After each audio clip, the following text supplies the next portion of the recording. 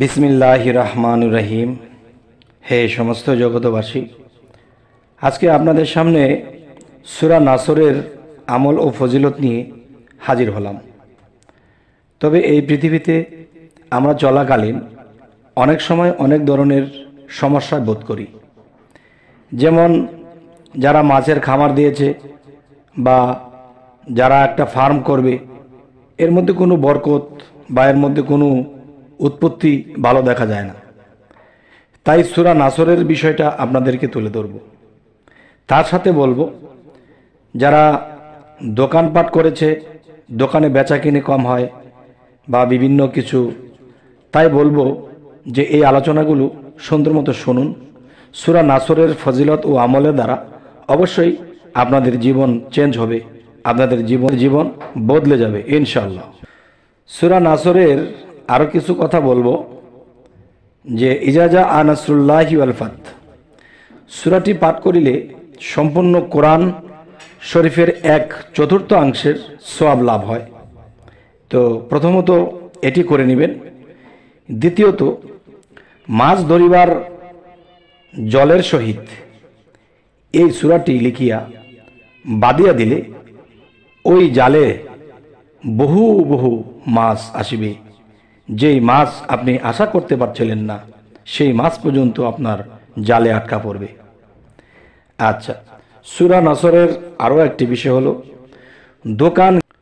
দোকান ঘরের সাথে লিখিয়া লটকাইয়া রাখিলে উক্ত দোকান অত্যাধিক ক্রেতা ভিড় জমাবে এবং বেচাকেনা খুবই হবে। আচ্ছা, এবং এই সূরা নাসরের আরও একটি বিষয় হলো যে এই পৃথিবীতে কোনো মানুষ যদি ভালো কাজ মনে করে কোনো খারাপ কাজে লিপ্ত হতে যাচ্ছে, সে বুঝতেছে এটা বোঝে ভালোই কিছু হবে, কিন্তু দেখা যায় এই জিনিসটি ভালো নয়, খারাপে পরিণত।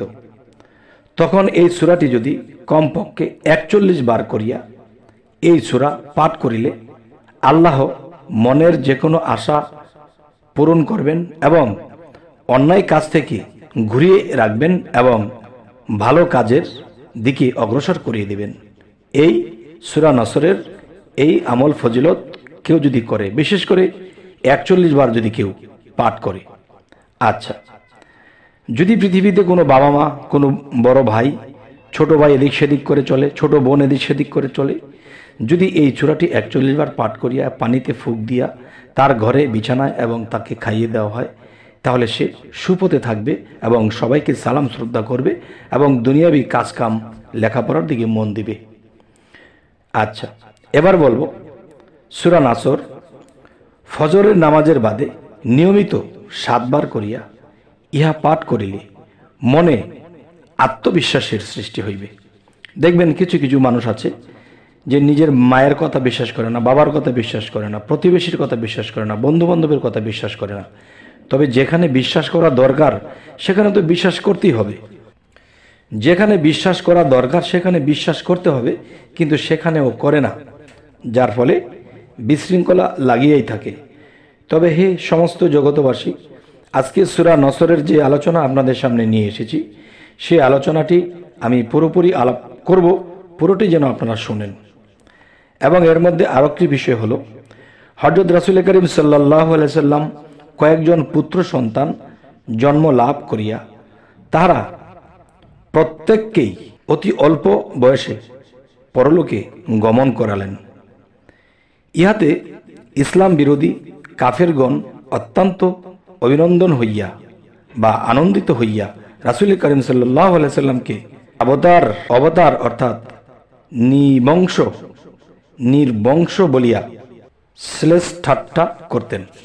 ইহাতে নবীজি করিম সাল্লাল্লাহু আলাইহি সাল্লাম মর্ম বেদনা দুঃখ প্রাপ্ত হন।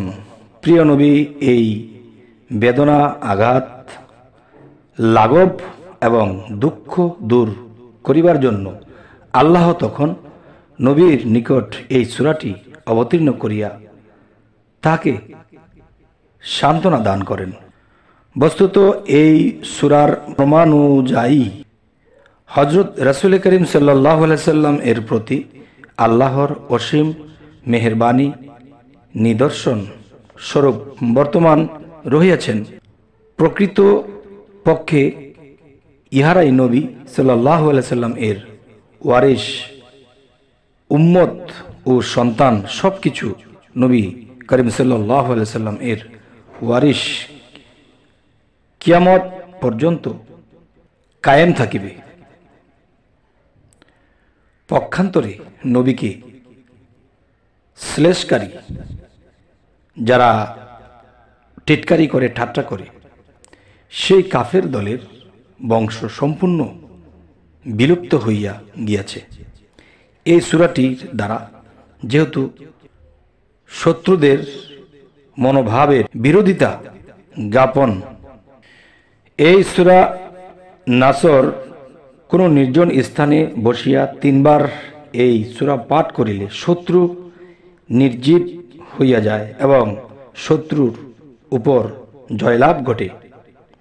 শুক্রবার রাতে 1000 বার অত্র সূরা এবং 1000 বার দুরূদ শরীফ পাঠ করিলে স্বপ্নযোগে রাসূল সাল্লাল্লাহু আলাইহি সাল্লামের সহিত সাক্ষাৎ লাভের আশা করা যায়। কাহারও ঘরে, মাটির নিচে বা অন্য কোনো স্থানে জাদু ঘটিত কোনো তাবিজাদি বা অন্য কোনো বস্তু যদি শত্রু কর্তৃক রক্ষিত হইয়া থাকে এবং ঘরওয়ালা যদি কোনো রূপেই করিতে সক্ষম না হয়, তবে তখন বৃষ্টিপাত আরম্ভ হয়। তখন পাক পবিত্র অবস্থায় 100 বার এই সূরাটি পাঠ করিলে আল্লাহর ফজলে উহা আবিষ্কার হইয়া যাইবে। এবং সূরা নসরের আরো কিছু গুণ, সেটি হলো মান, সম্মান ও অর্থ সম্পদ বৃদ্ধি নিয়ে অত্র সূরা 1000 বার পাঠ করিলে আশাতীত ফল লাভ হইবে। তবে হে সমস্ত জগতবাসী, আজকে যে আলোচনাটি আপনাদের সামনে করা হলো সেটি হলো, দেখুন, সূরা নসরের এই গুণ ক্ষমতা যদি আমরা বুঝে চলতে পারি, বুঝে করতে পারি, ইনশাআল্লাহ আল্লাহর রহমত আমরা এই ধরনের বিপদ আপদ থেকে রক্ষা পাবো, আয়, রোজগার, বরকত আমরা পেয়ে থাকব। তবে আমাদের চ্যানেলের আলোচনা যদি আপনাদের ভালো লাগে তো অবশ্যই সাবস্ক্রাইব করে নেবেন। পরবর্তীতে আবার সাক্ষাৎ হবে। সকলেই ভালো থাকবেন। আল্লাহ হাফিজ।